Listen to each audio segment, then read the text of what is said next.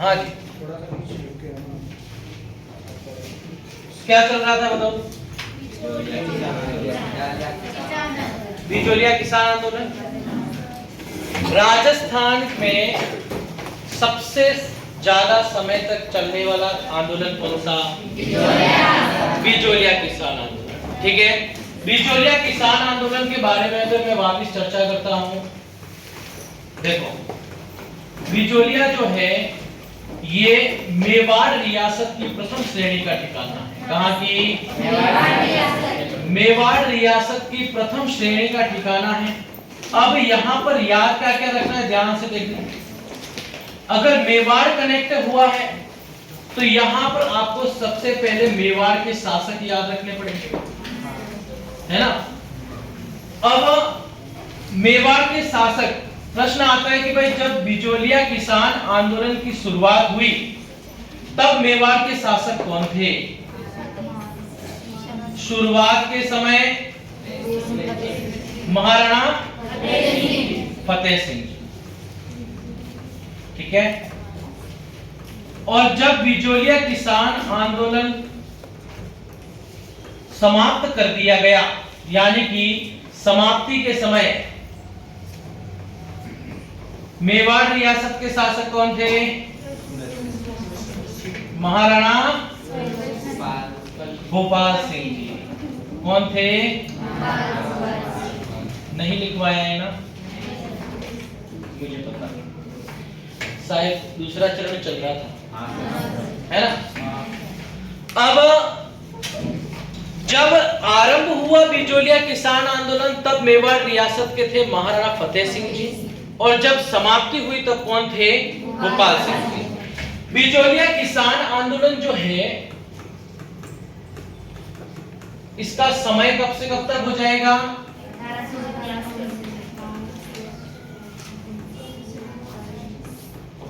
1897 से लेकर 1940, 1897 से लेकर 1941 तक बिचौलिया किसान आंदोलन चला।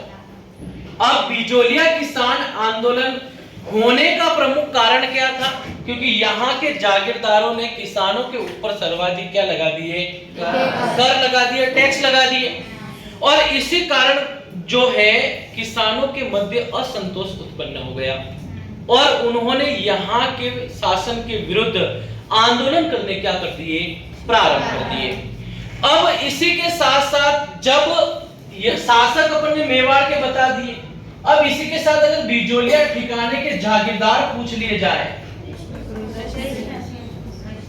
बिचौलिया ठिकाने के जागीरदार कौन थे? कृष्ण सिंह। भाई टैक्स लगाने वाला तो यही व्यक्ति था, है ना। 84 प्रकार के टैक्स कृष्ण सिंह ने लगाए। और यहां पर एक चीज ध्यान रखना, प्रश्न कैसे भी पूछा जा सकता है। प्रश्न आता है कि बिचौलिया किसान आंदोलन किसानों ने किसके विरुद्ध किया था? अब ऑप्शन आते हैं दो, करों के विरुद्ध, कृष्ण सिंह के विरुद्ध। समझ में आ गई बात? या तो आपको ऑप्शन में कृष्ण सिंह के विरुद्ध देगा या ऑप्शन देगा करों के विरुद्ध, क्योंकि आंदोलन तो करों की वजह से हुआ, लेकिन किसके विरुद्ध हुआ? क्योंकि कर टैक्स लगाने वाला कौन था? कृष्ण सिंह। समझ में आ गई बात? प्रश्न वो कैसे भी घुमा देगा, अच्छे तरीके से ध्यान रखना वो पूछ क्या रहा है, प्रश्न की लैंग्वेज क्या कहती है, उसके बाद आपके जो प्रश्न पेपर में जो ऑप्शंस हैं वो क्या कह रहे हैं। समझ में आ गई बात? क्योंकि यहां पर एग्जामिनर क्या है, आपके दिमाग से खेलेगा वो। कभी कभार क्या होता है, क्योंकि आपने बहुत सारे पेपर में आपने देखा होगा इनमें से नहीं है, नहीं है वाले प्रश्न क्यों वो देता है? क्योंकि वहां पर आपके पास सीमित समय है, कितना? 3 घंटे। अब सीमित समय है, उसमें आपको पूरा पेपर करना है, तो वहां पर थोड़ी सी जल्दबाजी आप करोगे और उसी जल्दबाजी के चक्कर में आप वो नहीं है क्या है, पढ़ते नहीं हो, और जैसे ही प्रश्न आता है पहला ऑप्शन जैसे दिमाग में आया आप वो क्लिक कर देते, फिर घर पे जाके पढ़ते हैं कि इसमें तो नहीं है, नहीं है, नहीं है आते हैं। इसलिए आराम से, शांति से, तरीके से पेपर को पढ़ना और प्रश्न को पढ़ना कि वो पूछ क्या है, और उस तरीके से उसका आंसर क्लिक करना। समझ में आ गई? बिचौलिया किसान आंदोलन को कितने चरणों में बांटा गया? 3 चरणों में। पहला चरण 1897 से लेकर 1915। बिचौलिया किसान आंदोलन का नेतृत्व किसने किया? साधु सीताराम दास ने किया। किसने किया? साधु सीताराम दास ने किया। और यहाँ पर किसानों ने एक सभा बनाकर कहीं न कहीं एक निर्णय लिया कि इस कृष्ण सिंह की शिकायत अपन किससे करेंगे? महाराणा फतेह सिंह से करेंगे। और इसमें 2 किसानों को नियुक्त किया गया जिनका नाम था नानजी पटेल और ठाकरी पटेल। नानजी पटेल और ठाकरी पटेल नामक किसान जो थे वो यहां से महाराणा फतेह सिंह के पास गए, और फतेह सिंह के पास जाने के बाद उन्होंने वहां की सारी स्थितियों को फतेह सिंह को बताया, लेकिन फतेह सिंह द्वारा कोई भी ध्यान नहीं दिया गया। हाँ ठीक है ऐसे करके वो उनको भेज दिया कि कुछ करेंगे ऐसा करके। फिर जब ये बात कृष्ण सिंह को पता चली तो कृष्ण सिंह को गुस्सा तो आएगा ही, भाई मेरी शिकायत करने के लिए किसान किसके पास गए? महाराणा के पास गए। इसी कारण कृष्ण सिंह ने नानजी और ठाकरी पटेल नामक किसान को ऊपर माल से निष्कासित कर दिया और किसानों के ऊपर एक कर लगा दिया, वो है चवरी कर। कौन सा कर? चवरी कर। अच्छा, ये चवरी कर क्या होता है? किसी भी किसान के घर में कन्या का विवाह है तो 5 रुपए का टैक्स किसको देना पड़ेगा? ठिकाने को देना पड़ेगा। किसको देना पड़ेगा? ठिकाने को। कौन देगा? किसान। भाई पहले से इतने प्रकार के टैक्स लगाए हैं और एक चवरी कर और लगा दिया तो किसान इसको स्वीकार करेंगे क्या? नहीं करेंगे। तो इसी कारण किसानों ने इसके लिए बहुत ज्यादा विरोध किए, और जैसे ही किसानों की उग्रता को देखकर बाद में कृष्ण सिंह को इस चवरी कर को क्या करना पड़ा? हटाना पड़ा, यानी कि समाप्त करना पड़ा, क्योंकि किसानों ने बिल्कुल मना कर दिया कि हम 1 रुपया भी नहीं देंगे। यहां तक पहला चरण पूरा हो जाता है। ठीक है, फिर बात करें दूसरे चरण की तो 1916 से लेकर 1922 तक दूसरा चरण चला।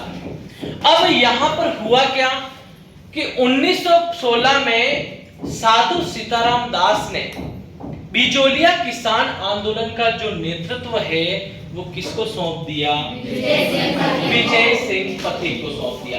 यानी कि कहीं न कहीं साधु सीताराम दास ने विजय सिंह पथिक को आग्रह किया कि आप इस आंदोलन का क्या करें? नेतृत्व करें। और विजय सिंह पथिक ने 1916 में बिचौलिया किसान आंदोलन की बागडोर अपने हाथों में ले ली।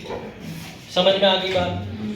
फिर 1917 की बात आई तो 1917 में विजय सिंह पथिक ने ऊपर माल पंच बोर्ड की स्थापना की। किसकी स्थापना की? ऊपर माल पंच बोर्ड की स्थापना की, और आगे जाकर इसी पंच बोर्ड का नाम बदलकर कर दिया गया बिचौलिया किसान पंचायत। क्या कर दिया गया? बिचौलिया किसान पंचायत कर दिया गया। और इसी बिचौलिया किसान पंचायत के अध्यक्ष बनाए गए थे कौन? मन्ना पटेल। कौन बनाए गए? मन्ना पटेल बनाए गए। ठीक है, विजय सिंह पथिक के नेतृत्व में बिचौलिया किसान आंदोलन अच्छी तरीके से चल रहा है। अब यहाँ पर एक चीज ध्यान रखना कि यहाँ के लोग विजय सिंह पथिक को महात्मा जी के नाम से पुकारते थे। किसके नाम से? महात्मा जी के नाम से पुकारते थे। और विजय सिंह पथिक का वास्तविक नाम क्या था? प्रश्न बन गए। तो अब यहाँ पर अच्छी तरीके से ध्यान रखना कि अगर वो प्रश्न पूछ रहा है कि आंदोलनकारी लोग विजय सिंह पथिक को किस नाम से पुकारते थे, पहला ऑप्शन आपका भूप सिंह ही होगा। समझ में आ गई? और सी वाला ऑप्शन जाकर वो देगा महात्मा। तो लोग तो उनको किस नाम से पुकारते थे? महात्मा के नाम से पुकारते थे। अब प्रश्न दूसरा आ जाए कि विजय सिंह पथिक का वास्तविक नाम क्या था, वो करोगे। क्लियर है? अब देखो आगे, यहां पर कुछ समय बाद आंदोलन होने के बाद जब विजय सिंह को पता चला कि अमृतसर में कांग्रेस का अधिवेशन होने वाला है, इंडियन हिस्ट्री पढ़ेंगे तो कांग्रेस अधिवेशन आए, ठीक है, टोटल 60 कांग्रेस अधिवेशन हुए थे मध्य आधुनिक हिस्ट्री में। वैसे तो अभी तक तो बहुत सारे 133 134, लेकिन उस टाइम तक 60 अधिवेशन हुए थे। उसमें से कुछ अधिवेशन जो मेन होते हैं वो आपको याद रखने पड़ेंगे। अधिवेशन कब हुआ, कहां हुआ, अध्यक्ष कौन था, समझ में आ गई बात। अलग अलग प्रकार के, कहीं पर गरम दल नरम दल के नेता अलग हो जाएंगे, कहीं पर गरम दल नरम दल के नेता एक हो जाएंगे, कहीं पर रविंद्रनाथ टैगोर द्वारा राष्ट्रगान गाया जाएगा, कहीं पर राष्ट्रगीत अपनाया जाएगा, वंदे मातरम को, है ना। तो अलग अलग प्रकार के अलग अलग अधिवेशन में अलग अलग कार्य हुए हैं।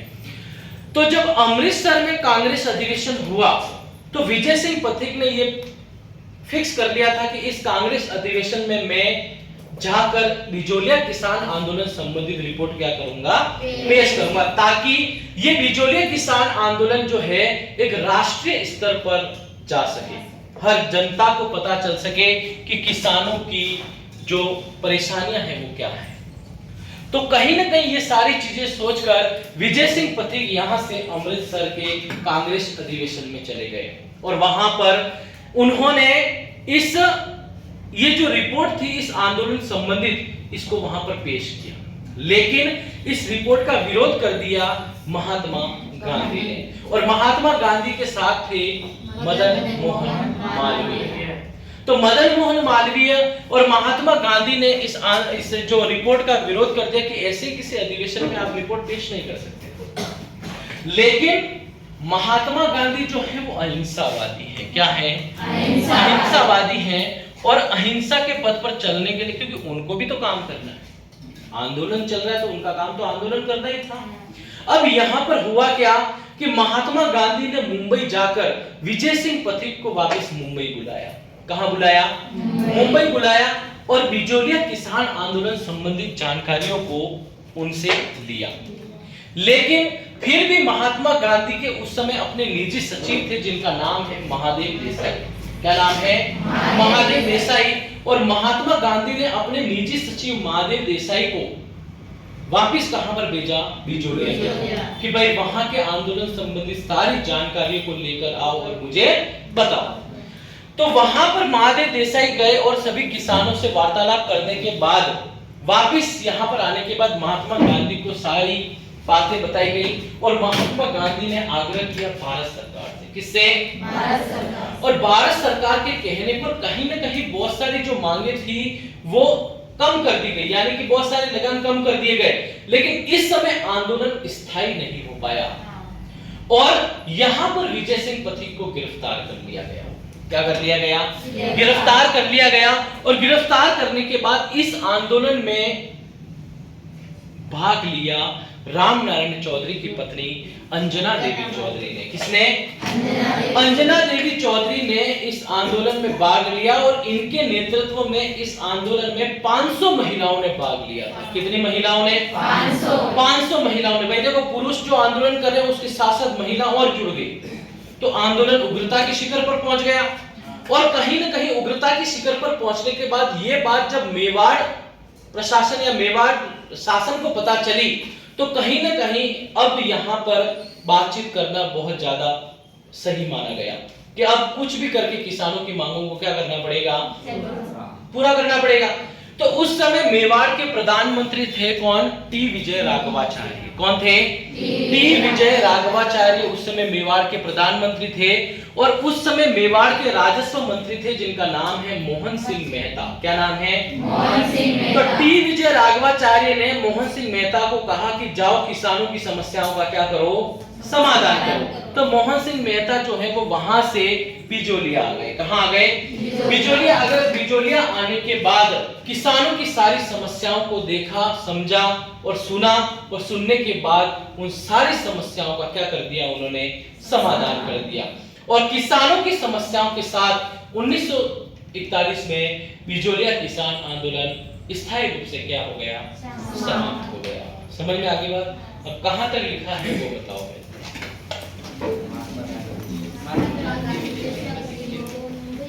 महात्मा गांधी ने विजय सिंह पथिक को मुंबई बुलाया और आंदोलन की जानकारी ली। अब लिखो आगे इसे। लिखो महात्मा गांधी ने अपने निजी सचिव महादेव देसाई को, महात्मा गांधी ने अपने निजी सचिव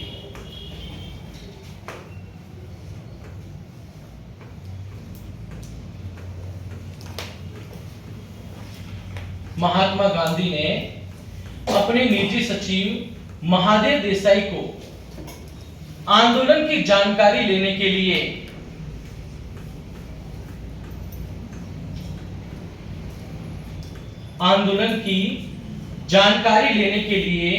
बिजोलिया भेजा। आंदोलन की जानकारी लेने के लिए बिजोलिया भेजा। महात्मा गांधी ने अपने निजी सचिव महादेव देसाई को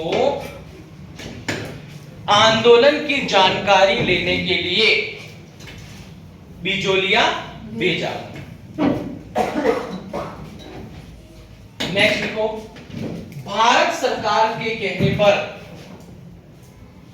किसके कहने पर? भारत सरकार के कहने पर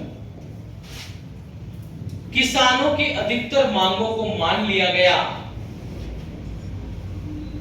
भारत सरकार के कहने पर किसानों की अधिकतर मांगों को मान लिया गया,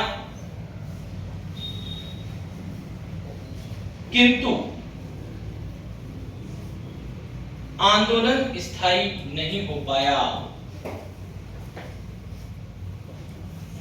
किंतु आंदोलन स्थायी नहीं हो पाया। लिख लिया? भारत सरकार के कहने पर किसानों की अधिकतर मांगों को मान लिया गया, किंतु आंदोलन स्थायी नहीं हो पाया।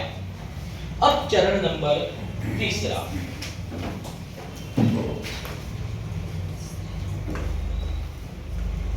चरण नंबर तीसरा,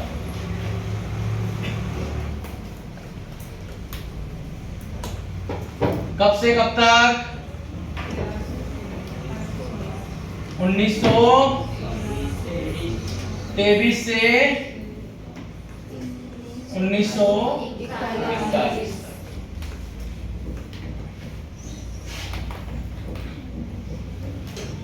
लिखो विजय सिंह पथिक की गिरफ्तारी के बाद विजय सिंह पथिक की गिरफ्तारी के बाद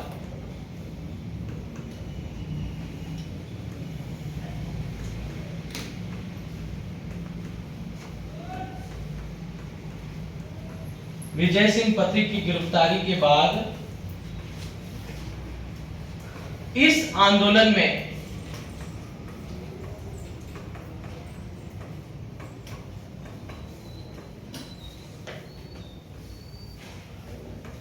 राम नारायण चौधरी की पत्नी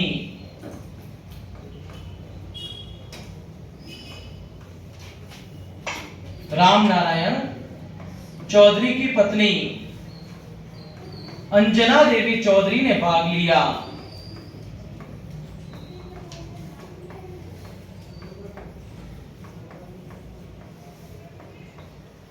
अंजना देवी चौधरी ने भाग लिया तथा इनके नेतृत्व में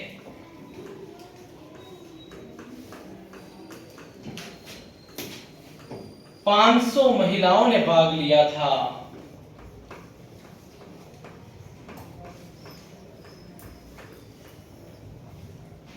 इनके नेतृत्व में 500 महिलाओं ने भाग लिया था।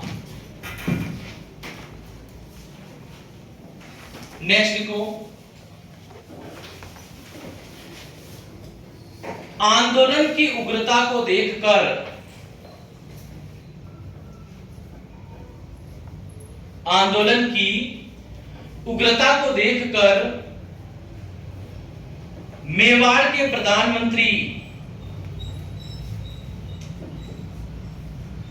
आंदोलन की उग्रता को देखकर मेवाड़ के प्रधानमंत्री टी विजय राघवाचार्य ने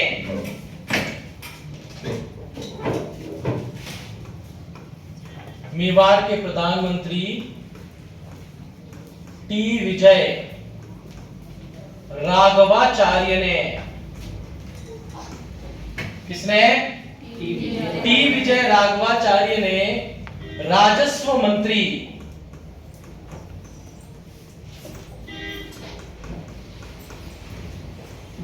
मोहन सिंह मेहता को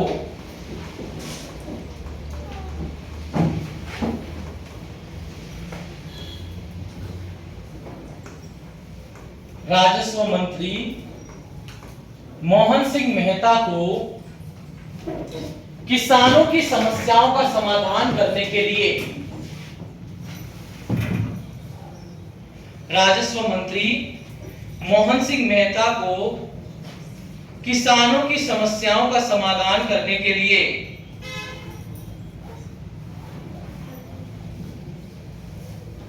बिजोलिया भेजा। किसानों की समस्याओं का समाधान करने के लिए बिजोलिया भेजा।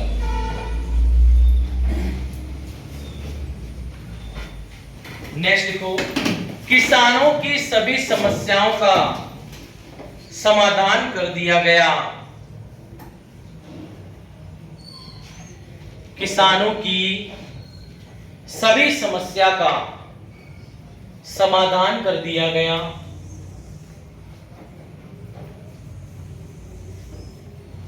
तथा यह आंदोलन पूर्ण रूप से समाप्त हो गया। तथा यह आंदोलन पूर्ण रूप से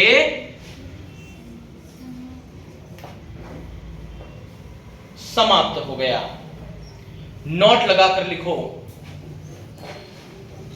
नोट लगाकर लिखो, यह राजस्थान का सर्वाधिक समय तक चलने वाला आंदोलन था। यह राजस्थान का सर्वाधिक समय तक चलने वाला आंदोलन था। तो इसी के साथ आपका बिजोलिया किसान आंदोलन क्या होता है? समाप्त होता है। समझ में आ गया बात? अगला आंदोलन लिखो, बेंगू किसान आंदोलन। नोटबुक कर दो बंद।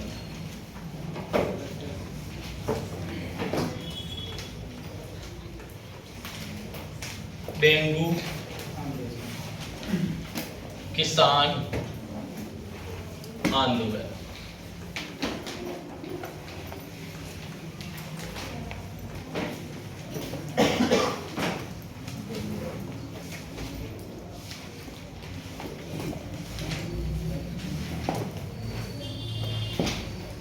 बेंगू किसान आंदोलन। अच्छा, ये बेंगू किसान आंदोलन क्यों हुआ भाई? वही टैक्स, भाई वही लगान, है ना? बिजोलिया किसान आंदोलन से प्रभावित तो सारे किसान आंदोलन थे। तो भाई दूसरे किसान को जो है अलग अलग जगहों के वो बैठेंगे थोड़ी, उनके ऊपर भी तो टैक्स लगाए गए थे वहां के जागीरदारों के द्वारा, तो वो भी उनका विरोध करेंगे। तो इसीलिए अब यहां पर क्या हुआ, ध्यान से सबसे पहले तो मेरे को ये बात बताओ कि बेगार प्रथा क्या होती है?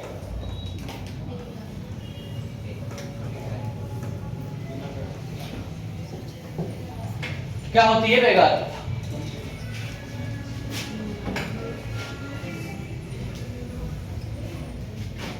कोई बता सकता है क्या बेगार प्रथा क्या होती है?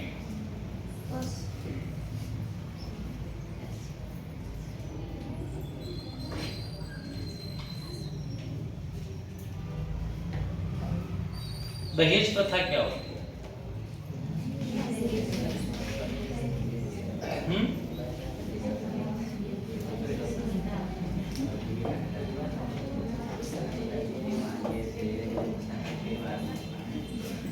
अरे आपस में तुमको मंत्रणा करने के लिए नहीं बोला है, मैं पूछ रहा हूँ, है ना। तो अच्छा प्रथा आई है तो मेरे को बताओ, बेगार प्रथा, दहेज प्रथा, सती प्रथा, और क्या, और कौन सी प्रथा होती है बताओ? हाँ, दास प्रथा, और कौन सी? पर्दा प्रथा, और कौन सी प्रथा? डाकण प्रथा, और कौन सी प्रथा? अपने इधर डाकण कहते हैं। और कोई प्रथा है क्या?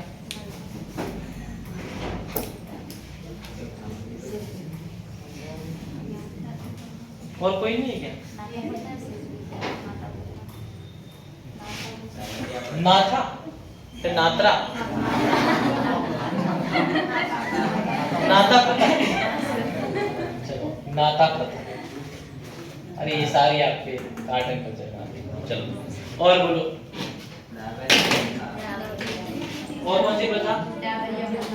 हाँ, डाबरिया, डाबरिया, डाबरिया, चलो डाबरिया प्रथा, ये भी लिख दो। और कौन सी प्रथा?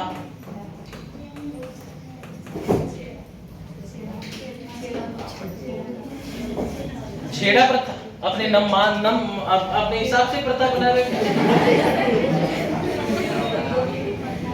छेड़ा फाड़ने वाली छेड़ा प्रथा कहलाती है क्या? हैं?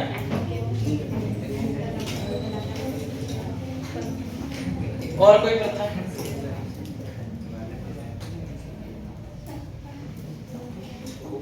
बाल विवाह, बाल विवाह होगा।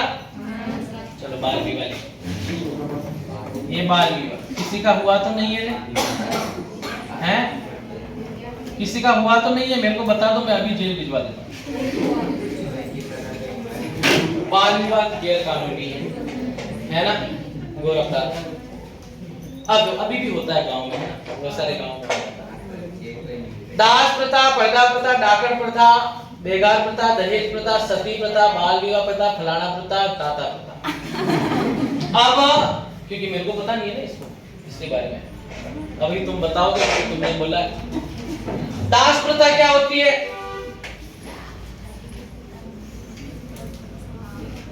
फिर वापिस दास प्रथा क्या होती है?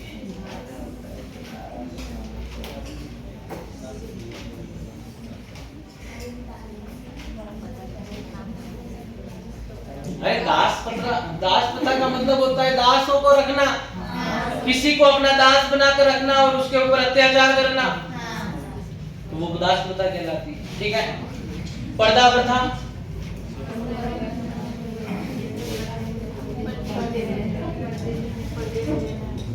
पर्दे में रहने वाली प्रथा है, अभी चलती है क्या? गांव में चलती है। कौन सी गांव में चलने वाली प्रथा है? पर्दा प्रथा मेरे को बताओ। घूंघट प्रथा कभी भी पर्दा प्रथा में नहीं आती है। समझ में आ गई? वो एक बड़ों के प्रति सम्मान होता है। अब पर्दा प्रथा उस समय क्या थी? रानी और राजा, ठीक है ना, राजा बैठते थे सामने और रानी पर्दे में बैठती थी, किसी को दिखती नहीं थी, और वो ऐसे बात नहीं करती थी, है ना, वो हमेशा पर्दे में रहकर ही बात करती थी। कोई भी व्यक्ति हो, कमरे में भी पर्दा लगा होता था, बाहर से कोई आया है तो पर्दे के उस पार नहीं जा सकता। ये कहलाती है पर्दा प्रथा।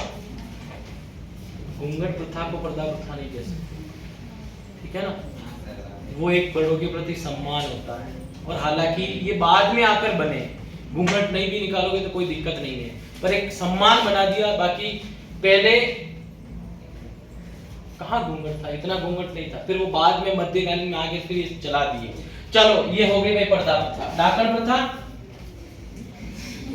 भाई, ये तो डाकनी है, ये है, ये फलाना है, ये गलत है। डाकन प्रथा किसी महिला के ऊपर शक के दायरे में लेकर कि हमारे गांव में जो हो रहा है वो इसी की वजह से हो रहा है, ये कर रहा है, वो कर रहा है, जो टोटके वगैरह करते हैं उनको डाकन मान लेते हैं। अब डाकन प्रथा में क्या होता है, उसके ऊपर अत्याचार करके पेड़ पर बांधकर उसको जिंदा जला देते हैं, ये कहलाती है डाकन प्रथा। और अब तो हद तक कम हो गया, अब तो है ही नहीं, है ना। अब ये क्या, कौन सी प्रथा भाई? नाता प्रथा।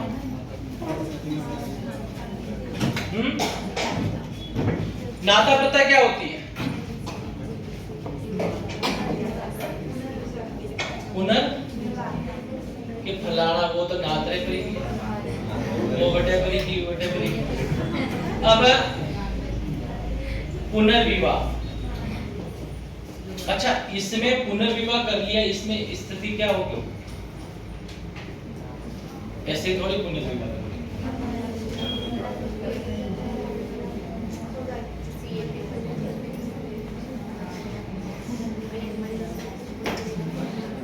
या तो उनका जो लीवर से भी हो सकती है, कोई वाली बात नहीं है ना। अब इसमें क्या होता है कि या तो उसका हस्बैंड जो है वो मृत्यु को प्राप्त हो गया या उसने छोड़ दिया, समझ में आ गई बात। और फिर उसके बाद वो किसी और मर्द से पुनर्विवाह कर रही, वो कहलाती है नाता। अब इसमें एक छेड़ा फाड़ना और होता है। अब छेड़ा फाड़ने में क्या होता है? तलाक दे दिया, डिवोर्स। अब जनजातीय क्षेत्रों में छेड़ा फाड़ा जाता है ना। उसके मां का सिंदूर जो है वो मिटाया नहीं जाता, मंगलसूत्र उतारा जाता है, और पानी भरकर वो जो औरत है वो जाती है, और जो व्यक्ति उसका पानी का घड़ा उतार देगा उसको वो अपना पति मान लेगी। ये होती है छेड़ाफाड़, ठीक है ना। तो अलग अलग जनजातियों में अलग अलग अपना अलग अलग प्रोसेस है ना। लेकिन अभी आ जाता है डिवोर्स, जैसे मुस्लिमों में होता था ना तलाक तलाक तलाक, अब तो वो नहीं है, अब तो हटा दिया गवर्नमेंट ने। तो ऐसे ही होता है नाता प्रथा, ठीक है। अच्छा ये डाबरिया प्रथा क्या होती है वो मेरे को आप बताओ।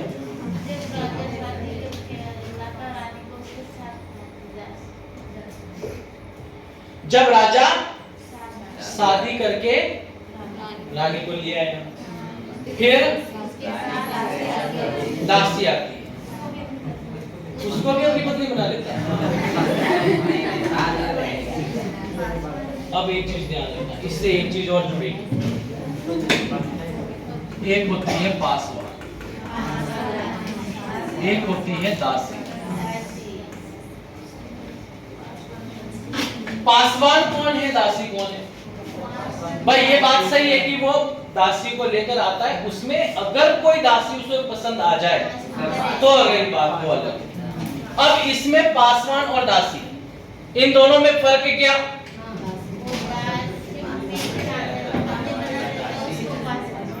रानी बनाते हैं तो जो मेन रानी है वो क्या, कहाँ जाएगी फिर?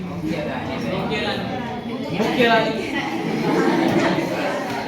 वो ऐसा स्वीकार करेगी क्या? नहीं।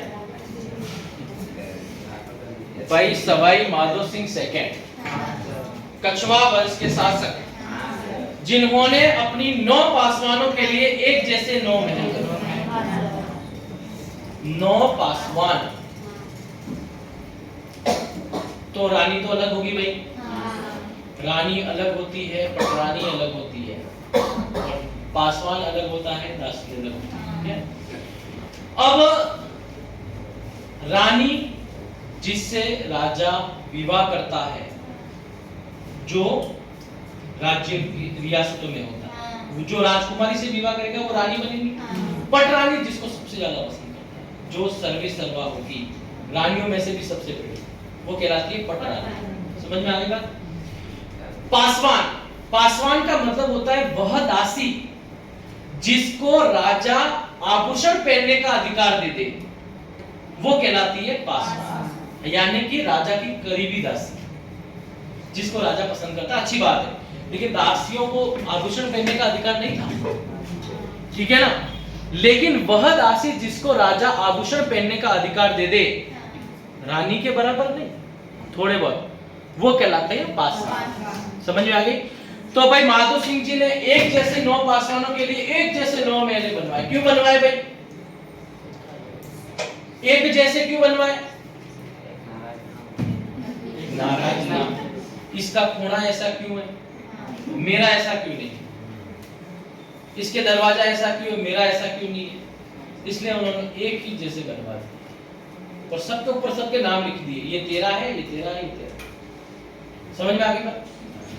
तो पासवान और दासी अलग अलग होती है, ठीक है। अब कहां चल रहे थे? बाल विवाह। ये तो आप अच्छी तरीके से जानते हैं ना भाई, छोटे बच्चों का विवाह जिसमें आप 18 वर्ष और 21 वर्ष अभी वर्तमान में कर दिया है। मुगल साम्राज्य में जब अकबर पढ़ाएंगे तब भी बाल विवाह आएगा, वहां पर भी अकबर ने बाल विवाह यानी कि लड़की और लड़कों की फिक्स जो उम्र थी वो तय कर दी थी। समझ में आ गई?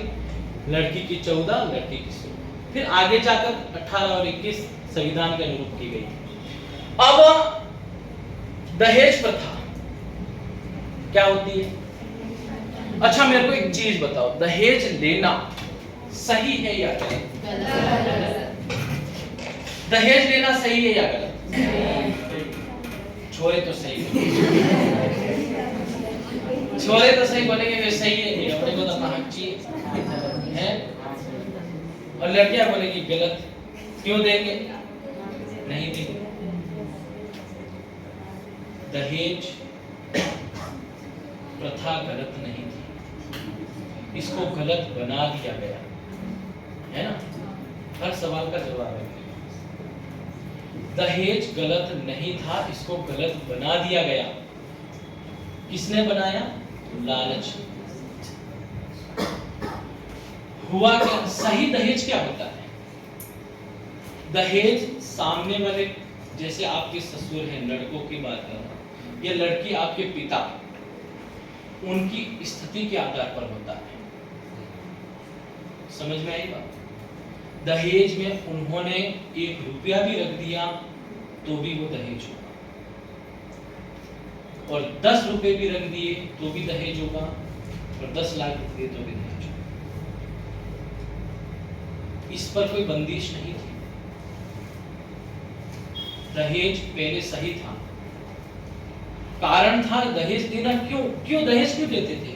कि वहां जाकर मेरी पुत्री को कोई तकलीफ नहीं आए, इससे उससे थोड़ी आसानी हो जाए। तो वो उसकी स्थिति पर डिपेंड करता है। चाहे हो सके वो 100 रुपए रखे उसको पूरा करने के लिए, लेकिन हुआ क्या? समाज, वो पिता उस समाज में अपनी रेपुटेशन बढ़ाने के लिए फिर कर्ज लेता है। क्या करता है? कर्ज लेता है। जितनी उसकी हैसियत नहीं होती है उससे कहीं ज्यादा वो उससे लेता है। फिर अपने पिता अपनी पुत्री का विवाह तो कर देता है। पुत्री का विवाह करने के बाद जीवन भर उसका उस कर्ज को चुकाने में चला जाता है। उसका पूरा जीवन बचा हुआ उस कर्ज को चुकाने में चला जाता है, और उसके बाद भी उसको ये फिक्स नहीं है कि उसकी पुत्री वहां खुश रहेगी या नहीं रहेगी। उस दहेज के लालच में बेटियों को जो है उनको मारना, पीटना, उनको प्रताड़ित करना प्रारंभ कर दिया गया। बहुत सारे दहेज में कितनी सारी बेटियों को मार भी दिया गया। इसलिए आगे जाकर ये दहेज प्रथा बहुत खराब हो गई, और आज दहेज प्रथा जो है वो गैर कानूनी। समझ में आएगा? किसके कारण? इस लालच के कारण। बाकी दहेज उस पिता की हैसियत से देना था, चाहे 1 रुपया दो चाहे 1000, वो उनके ऊपर डिपेंड करता है। इसमें समाज कुछ नहीं बोल सकता। लेकिन आगे जाकर ये बन गई क्या? कुप्रथा। कुरूप प्रथा बनने के कारण फिर इसके ऊपर रोक लगाने के लिए इसको गैर कानूनी घोषित करना पड़ा, क्योंकि कहीं ना कहीं बेटियों को बचाना भी सरकार का दायित्व बनता है। तो फिर अब आज के समय में दहेज लेना गलत माना जाता है, और गलत है इस परिस्थिति को देखकर। समझ में आगे बात? ये थी दहेज की सही कहानी। अब आगे मैंने बात की सती प्रथा की। सती प्रथा, अब सती प्रथा क्या होती है? सती प्रथा यानी कि पति की मृत्यु के बाद पत्नी अपनी देह को त्याग दे उस पर या उसी की चिता पर, तो वो कहलाती है सती प्रथा।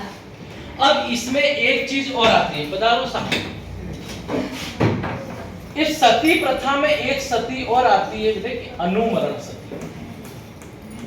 कौन सी सती? अनुमरण सती। अब अनुमरण सती क्या होती है? ये बात आपने मारवाड़ में पढ़ी होगी। मारवाड़ जो वंश है उसमें एक शासक पड़ा होगा मालदेव। मालदेव की पत्नी थी उमादेव। उमादेव को इतिहास में रूठी रानी के नाम से जाना जाता है।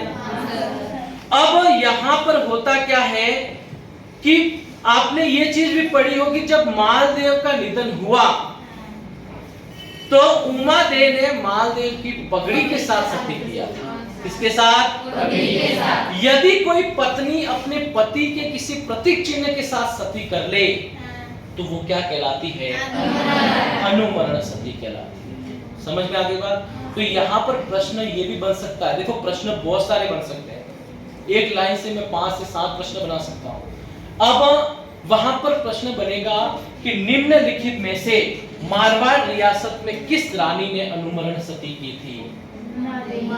उमादेव। प्रश्न नंबर 1। अनुमरण सती करने वाली मारवाड़ की कौन सी रानी थी? उमादेव। प्रश्न नंबर 2। मारवाड़ में कौन सी रानी रूठी रानी के नाम से प्रसिद्ध है? उमादेव। प्रश्न नंबर 3। आंसर तो एक ही है, लेकिन वो लैंग्वेज कैसे भी घुमा सकता है। यहां पर थोड़ी टफ पड़ेगी, किस रानी ने अनुमरण सती की थी? तो उमादेव ने की थी, क्योंकि अपने को पता होना चाहिए कि उन्होंने पगड़ी के साथ सती किया था। तो कोई भी पत्नी अपने पति के किसी प्रतीक चिन्ह के साथ सती कर ले तो वो अनुमरण सती कहलाती है। समझ में आ गई बात? ये तो बात हो गई सती प्रथा। अब मैंने बात की थी बेगार। बेगार क्या होती है? बेगार प्रथा। बेगार प्रथा का मतलब होता है बिना वेतन के मजदूरी करवाना। समझ में आ गई बात? बिना वेतन के क्या करवाना? मजदूरी। तो वो कहलाती है बेगार प्रथा। आपसे मजदूरी करवाई जाएगी लेकिन पैसा नहीं मिलेगा। खाना पीना खाओ और काम करो। तो ये प्रथा कहलाती है बेगार प्रथा। समझ में आ गई बात? और इस बेगार प्रथा के विरुद्ध ही बहुत सारे आंदोलन हुए। भाई आगे वाला जो मैंने आंदोलन बताया आपको, ये बेंगू किसान आंदोलन, तो इसमें भी तो बेगार प्रथा को समाप्त किया गया था। मेवाड़ प्रजामंडल हुआ, उसमें भी तो बेगार प्रथा के विरुद्ध चर्चा की गई थी ना। तो यहाँ पर स्पष्ट तौर पर प्रश्न पूछे जाते हैं कि बेगार प्रथा के विरुद्ध चर्चा, या फिर मेवाड़ प्रजामंडल का जो अधिवेशन हुआ उसमें किस विषय पर चर्चा की गई थी? बेगार प्रथा के विषय पर।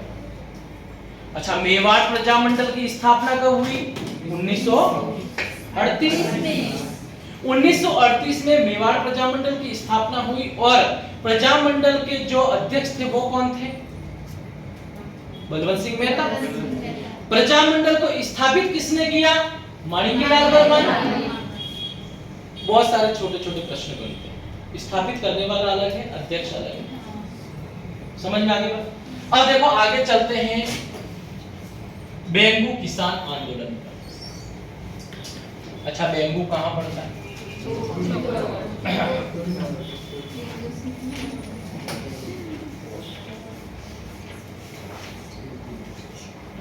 देखो अब ध्यान से, बेंगू की अगर बात करें, बेंगू किसान आंदोलन की शुरुआत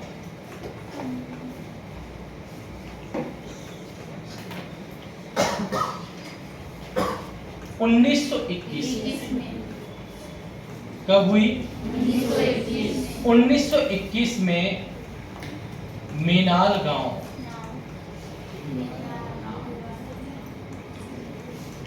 कहां पड़ता है? भीलवाड़ा। कहां पड़ता है? भीलवाड़ा के भैरवकुंड नामक स्थान पर हुई थी।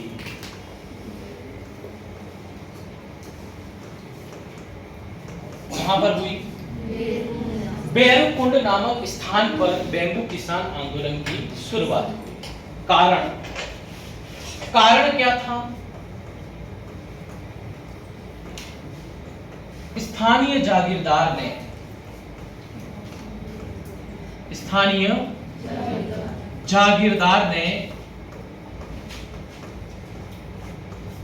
किसानों पर लगान लगाई थी।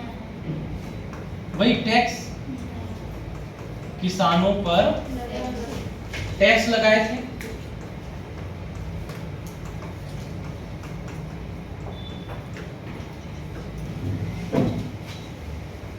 इस आंदोलन में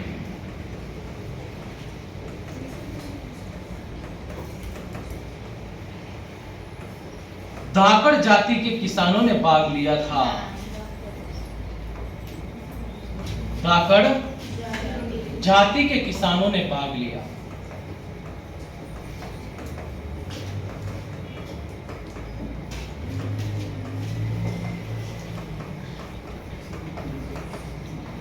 समझ में आ गई बात? धाकड़ जाति के किसानों ने इनमें भाग ले लिया। अब यहां पर बेंगू जो है मेवाड़ रियासत की प्रथम श्रेणी का ठिकाना है। मेवाड़ रियासत की प्रथम श्रेणी का ठिकाना है।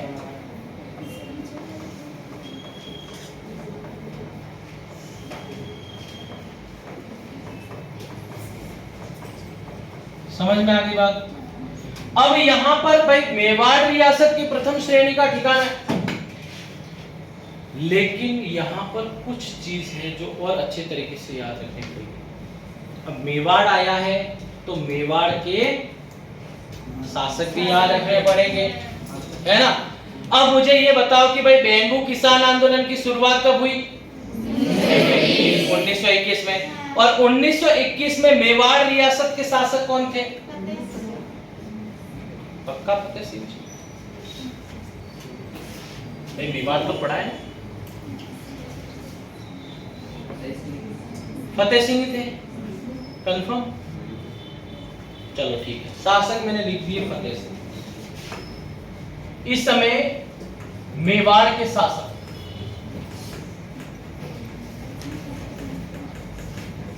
फतेह सिंह थे। कौन थे? देखो नाम तो फतेह सिंह का भी आएगा और नाम भोपाल सिंह का भी आएगा। कारण 1921 से लेकर 1930 तक मेवाड़ रियासत का शासन दो शासकों के अधीन रहा, फतेह सिंह और उनके पुत्र भोपाल सिंह। हुआ क्या? 1900 जब ब्रिटेन जो अंग्रेज जो थे, वो अंग्रेज जो हैं ये फतेह सिंह के शासन से खुश नहीं थे, क्योंकि जैसा अंग्रेज चाहते थे वैसा फतेह सिंह नहीं कर रहा था। तो कहीं ना कहीं अंग्रेजों को बहुत ज्यादा परेशानी आ रही थी। तो अंग्रेजों ने फतेह सिंह को गद्दी से हटाकर भोपाल सिंह को कार्यकारी शासक नियुक्त कर दिया। कौन सा शासक? कार्यकारी शासक। यानी कि नाम तो फतेह सिंह का रहेगा, काम कौन करेंगे? भोपाल सिंह जी। तो इसी कारण 1921 से लेकर 1930 तक मेवाड़ रियासत दो शासकों के अधीन रही। नाम चला फतेह सिंह का, काम किया किसने? भोपाल सिंह ने। और 1930 में जब फतेह सिंह का निधन हो गया, और फतेह सिंह के निधन के बाद मेवाड़ रियासत के शासक बन गए कौन? महाराणा भोपाल सिंह। और महाराणा भोपाल सिंह ने 1930 से लेकर 1956 तक मेवाड़ रियासत पर शासन किया। ये वही भोपाल सिंह जी हैं जो राज प्रमुख और महाराज प्रमुख के पद पर रहे। इन्हीं के समय पिजोलिया किसान आंदोलन की समाप्ति हुई। इन्हीं के समय 1938 में मेवाड़ प्रजामंडल की स्थापना हुई। ये वही महाराणा भोपाल सिंह हैं जिन्होंने महाराणा प्रताप की छतरी का जीर्णोद्धार करवाया, यानी कि पुनः मरम्मत करवाई। और महाराणा प्रताप की छतरी का निर्माण किसने करवाया? महाराणा अमर सिंह प्रथम, ठीक है ना। और पुनः मरम्मत किसने करवाई है? तो आप करोगे भोपाल सिंह। 1956 में भोपाल सिंह के बाद अगले मेवाड़ रियासत के शासक रहे जिनका नाम है महाराणा भगवत सिंह जी। कौन थे? महाराणा भगवत सिंह जी। उसके बाद रहे मेवाड़ के शासक कौन? महाराणा महेंद्र सिंह जी और ये अरविंद सिंह जी, है ना। उसके बाद शासक रहे कौन? अभी वर्तमान में कौन है? विश्वराज सिंह जी, है ना। उदयपुर संभाल दिया लक्षराज सिंह जी ने, और चित्तौड़ और कुंभलगढ़ विश्वराज सिंह जी ने। तो क्योंकि अब इनका नाम क्यों नहीं आता है? क्योंकि 1947 में राजतंत्र को समाप्त कर दिया गया और संविधान लागू हुआ, है ना। और राजतंत्र को समाप्त करने के बाद प्रजातंत्र लागू हो गया। अब प्रजा का शासन रहेगा, किसी राजा का शासन नहीं रहेगा। कारण कि उस समय राजा का बेटा ही राजा बनता है। अब लोकतंत्र में क्या होता है कि जनता जिसको चुनकर भेजेगी वो राजा बनेगा। जनता जनार्दन है, इसलिए आप वोटिंग करते हो, तो वोटिंग अप्रत्यक्ष रूप से राजा तो जनता ही चुनती है ना। आप अपने क्षेत्र के किसी प्रतिनिधि को चुनते हो जो यहां पर अच्छा व्यक्ति है। किसको चुनते हो? एमएलए को चुनते हो और एमपी को चुनते हो, है ना। और यही एमएलए और एमपी मिलकर बनाते हैं किसको? मुख्यमंत्री और प्रधानमंत्री। और प्रधानमंत्री और मुख्यमंत्री जो होते हैं वो पूरे राज्य और देश का क्या करते हैं? शासन करते हैं। समझ में आ गई? तो जनता अप्रत्यक्ष रूप से, आपने जिस प्रतिनिधि को चुना है उस प्रतिनिधि ने अपना प्रतिनिधि चुना है। समझ में आ गई बात? ये चीज ध्यान रखना। अब मेवाड़ रियासत के शासक हो जाएंगे कौन? फतेह सिंह। लेकिन यहां पर कोष्टक में लिखता कार्यकारी शासक। कार्यकारी शासक कौन हो जाएंगे? भोपाल सिंह जी। भोपाल सिंह। ये छोटे छोटे प्रश्न होते हैं जो अक्सर एग्जाम में पूछ लिए जाते हैं। तो उस समय मेवाड़ के कार्यकारी शासक कौन थे? और पहला ऑप्शन फतेह सिंह का होगा, क्योंकि आप कार्यकारी पढ़ोगे नहीं, सीधा पढ़ोगे शासक, वो फतेह सिंह कर दोगे। लेकिन आंसर क्या होगा? भोपाल सिंह। समझ में आ गई बात? अब इस समय बेंगू ठिकाने के जागीरदार कौन थे? बेंगू के जागीरदार कौन थे भाई? अनूप सिंह जी, है ना। और इन्हीं अनूप सिंह जी ने भाई किसानों के ऊपर सर्वाधिक टैक्स लगा दिए और दागड़ जाति के किसानों ने टैक्स के विरोध में विरोध कर दिया। अब बेंगू ठिकाने के जागीरदार हो गए अनूप सिंह जी। कौन हो गए? अनूप सिंह जी, ठीक है। और आगे बात करें कि बेंगू किसान आंदोलन का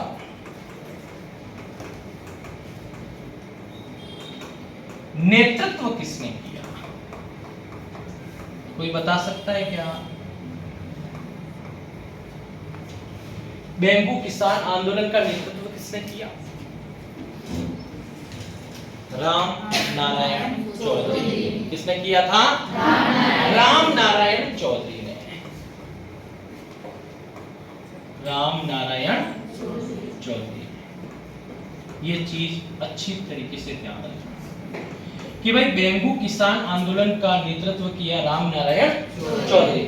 अब आंदोलन बहुत अच्छे तरीके से चल रहा है, उग्रता पर चल रहा है, और कहीं ना कहीं यहाँ पर अनूप सिंह जो है, इस अनूप सिंह ने कुछ समय बाद किसानों से क्या कर लिया? समझौता। किसानों से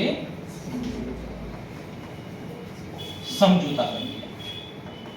2 साल तक तो भाई किसानों ने बहुत ज्यादा प्रयत्न किया 1921-1922 में, और 1923 में कहीं न कहीं किसानों से अनूप सिंह ने कर लिया समझौता, और किसानों की मांगे जो थी वो क्या कर ली गई, मान ली गई। ठीक है, अब हुआ क्या, समझौता किया, और इसी समझौते को बोल्शेविक समझौता कहते हैं।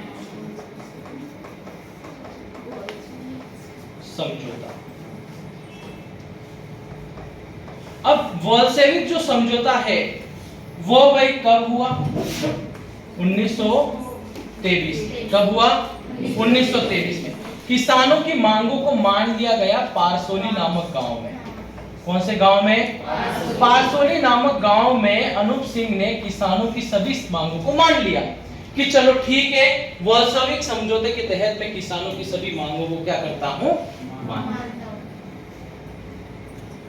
लेकिन आगे जाकर क्या हुआ, अब यही जो किसान हैं, इन किसानों ने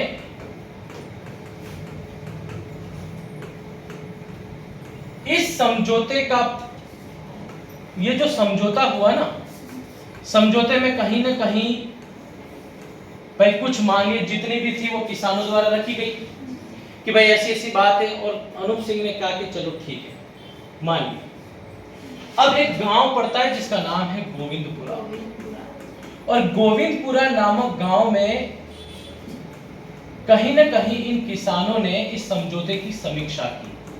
भाई पूरी सभा का आयोजन किया होगा, और सभा के आयोजन करने के बाद क्या अपनी सारी मांगे सही कर ली गई है क्या,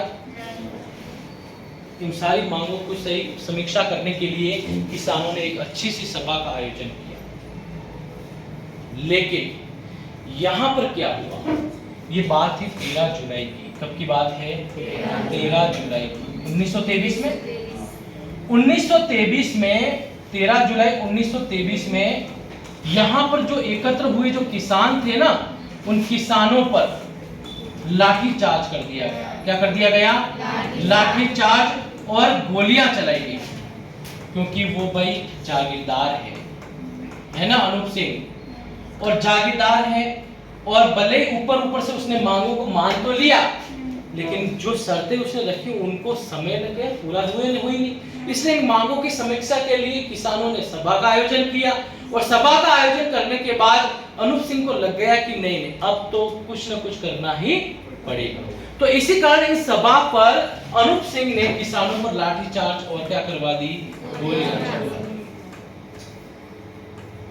और जैसे गोलियां चलवाई, इसमें 2 किसान शहीद हो गए। कौन से, एक तो रूपाजी धाकड़ है ना, और एक है कृपाजी धाकड़। कृपाजी धाकड़, रूपाजी धाकड़ और कृपाजी धाकड़ नामक 2 किसान जो हैं इस लाठीचार्ज और गोलीबारी में क्या हो गए, शहीद हो गए। और इसी के साथ साथ विजय सिंह पथिक को वापस क्या कर दिया गया, गिरफ्तार कर दिया गया। कैसे गिरफ्तार होगा वो भी मैं बताता हूं। अब यहां पर पहले तो आंदोलन कर रहे थे कौन, रामनारायण चौधरी नेतृत्व। अब यहां पर आते आते कहीं ना कहीं इस आंदोलन की बागडोर संभालती विजय सिंह पथिक। ठीक है भाई, ये घटना हो गई। अब विजय सिंह पथिक, जैसे ये घटना हुई तो विजय सिंह पथिक ने इस आंदोलन की बागडोर संभाली, और आंदोलन जो है वो कहीं ना कहीं बहुत ज्यादा उग्रता के शिखर पर पहुंच गया। भाई 2 हमारे किसान मारे गए, तो किसान भाई चुप तो बैठेंगे नहीं, है ना, तो किसान चुप नहीं बैठेंगे। इसी कारण आंदोलन जो है वो उग्रता के शिखर पर पहुंच गया। किसके नेतृत्व में, विजय सिंह पथिक के नेतृत्व में। तो यहाँ पर यहाँ के शासन जो था, उस शासन ने एक ही चीज बात में निर्णय लिया कि नेतृत्वकर्ता कोई क्या कर लो, गिरफ्तार कर। तो यहाँ पर नेतृत्वकर्ता को जैसे गिरफ्तार कर लिया गया, तो यहाँ पर किसान जो है वो हिंसक हो गए। क्या हो गए, हिंसक हो गए। और हिंसक होने के बाद किसानों ने चारों तरफ से उपद्रव मचाना प्रारंभ कर दिया, और जैसे उपद्रव मचाया तो यहाँ पर फिर इस उपद्रव के कारण ही शासन को किसानों के सामने क्या करने पड़े, घुटने टेकने। और किसानों के सामने घुटने टेकने के बाद किसानों की जितनी भी मांगे थी उनको मान लिया गया और इसी के साथ साथ इनके ऊपर जो बेगार प्रथा थी उस बेगार प्रथा को भी क्या कर दिया गया, समाप्त कर दिया गया। समझ में आ गई। और उसी समाप्ति के बाद फिर आंदोलन जो है वो पूर्ण रूप से क्या हो गया, स्थायी हो गया, यानी कि समाप्त हो गया। तो कहीं ना कहीं इस बेंगू के किसान आंदोलन में बहुत सारी चीजें हैं जो आपको याद रखनी पड़ेगी। वापिस अगर रिपीट करें तो भाई बेंगू किसान आंदोलन की शुरुआत कब हुई, 1921 में। कहां पर हुई, बेरूकुंड नामक स्थान पर, ठीक है ना। अब ये जो बेंगू है ये कहां पड़ता है, चित्तौड़ में, केंद्र रहेगा चित्तौड़, बेंगू, ठीक है। अब कारण क्या था भाई, स्थानीय जागीरदारों ने किसानों पर क्या लगा दिए, टैक्स लगा दिए, ठीक है। इस आंदोलन में कौन सी जाति के किसानों ने भाग लिया, दाकर जाति के किसानों ने भाग लिया, ठीक है। बेंगू जो है वो मेवाड़ रियासत की प्रथम श्रेणी का ठिकाना है। क्या है, और मेवाड़ आ गया तो मेवाड़ के शासक भी आपको याद रखने पड़ेंगे। तो बेंगू किसान आंदोलन जब हुआ उस समय मेवाड़ के शासक कौन थे, कार्यकारी शासक भी याद रखने पड़ेंगे, वो कौन थे, गोपाल सिंह। और उस समय बेंगू के जागीरदार कौन थे, बेंगू के किसान आंदोलन का सबसे पहले नेतृत्व किसने किया, अनूप सिंह। और किसानों के मध्य एक समझौता हुआ 1923 में जिसको क्या कहते हैं, बोल्शेविक समझौता। क्या कहते हैं, बोल्शेविक समझौता कहते हैं, ठीक है। फिर जब इस समझौते के बाद जब इसकी समीक्षा हुई तो समीक्षा होने के बाद 13 जुलाई 1923 में किसानों पर क्या किया गया, लाठीचार्ज और गोलियां चलाई गई। और इसी लाठीचार्ज और गोलियों में कौन से किसान शहीद हो गए, रूपाजी धाकड़ और विभाजी धाकड़। फिर इस आंदोलन का नेतृत्व किसने संभाला, विजय सिंह पत्नी को क्या कर लिया गया, और आंदोलन की उग्रता होने के कारण वापस शासन को क्या करने पड़े, अपने घुटने टेकने पड़े और किसानों की सभी समस्याओं को क्या करना पड़ा, समाधान करना पड़ा। समझ में आ गई बात। तो लिखो बेंगू किसान।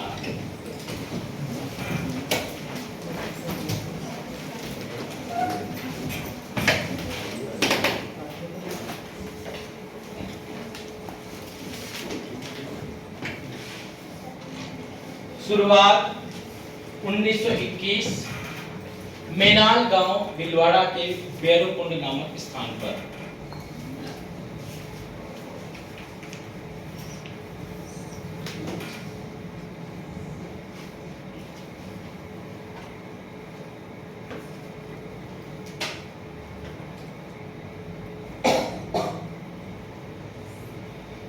उन्नीस सौ 21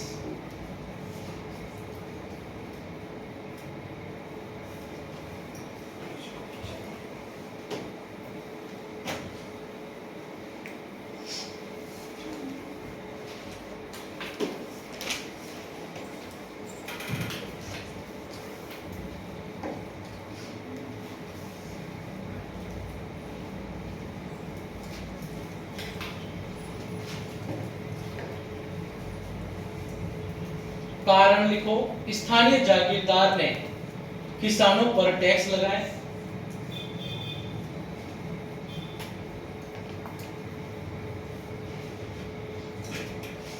स्थानीय जागीरदार ने। अच्छा, इसके बाद में एक आंदोलन है अलवरवाड़ा। अलवरवाड़ा किसान आंदोलन भी इंपॉर्टेंट रहेगा जिसमें निमुचना हत्याकांड हुआ।